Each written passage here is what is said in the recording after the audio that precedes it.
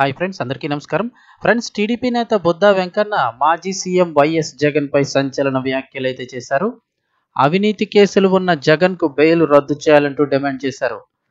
జగన్కి దేవుడిపై నమ్మకం ఉంటే చేసిన తప్పులు ఒప్పుకొని జైలుకి వెళ్లాలని పేర్కొన్నారు. జగన్ జైల్లో కాకుండా బయట ఉంటే ప్రమాదమైనట్టు తీవ్ర వ్యాఖ్యలు చేశారు. 12 ఏళ్లు బెయిల్ మీద బయటకు వచ్చి రాష్ట్రాన్ని రాక్షస పాలనతో విధ్వంసం చేశారంటూ మండిపడ్డారు. అక్రమాస్తుల కేసులో విచారణ కోసం చాలా రోజుల తర్వాత వైఎస్ఆర్సీపీ అధినేత, ఆంధ్రప్రదేశ్ మాజీ ముఖ్యమంత్రి వైఎస్ జగన్మోహన్ రెడ్డి గురువారం రోజున హైదరాబాద్ నాంపల్లి కోర్టుకు వచ్చిన సంగతి తెలిసిందే. అయితే జగన్ను చూసేందుకు వైసీపీ శ్రేణులు, అభిమానులు పెద్ద ఎత్తున బేగంపేట ఎయిర్పోర్ట్, నాంపల్లి కోర్టు వద్దకు చేరుకోవడంతో భారీగా ట్రాఫిక్ జామ్ కూడా ఏర్పడింది.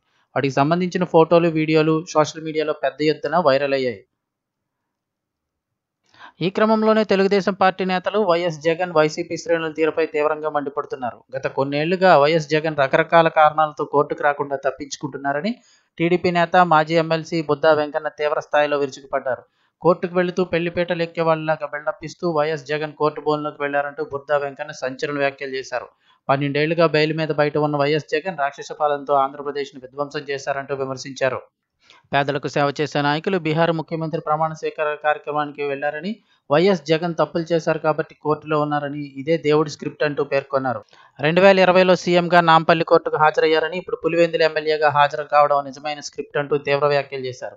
ఇన్ని రోజుల పాటు న్యాయస్థానానికి రాకుండా కుంటి సాకులతో వైఎస్ జగన్ వాయిదాలు వేశారని ఆరోపించారు.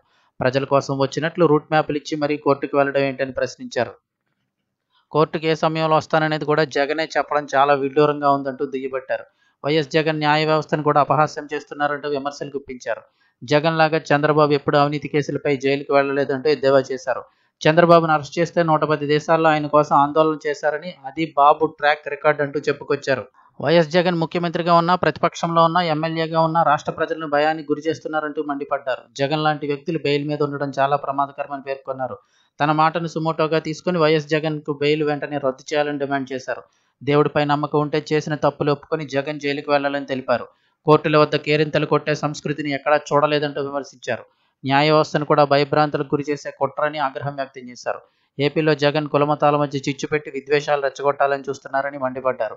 మరి చెన్నారెడ్డి సీఎంగా ఉన్నప్పుడు మత ఘర్షణలు చేయించిన ఘనత వైఎస్ రాజశేఖర రెడ్డిదని, ఇప్పుడు అదే మాదిరిగా జగన్ వ్యవహరిస్తున్నారని బుద్దా వెంకన్న ఫైర్ అయ్యారు.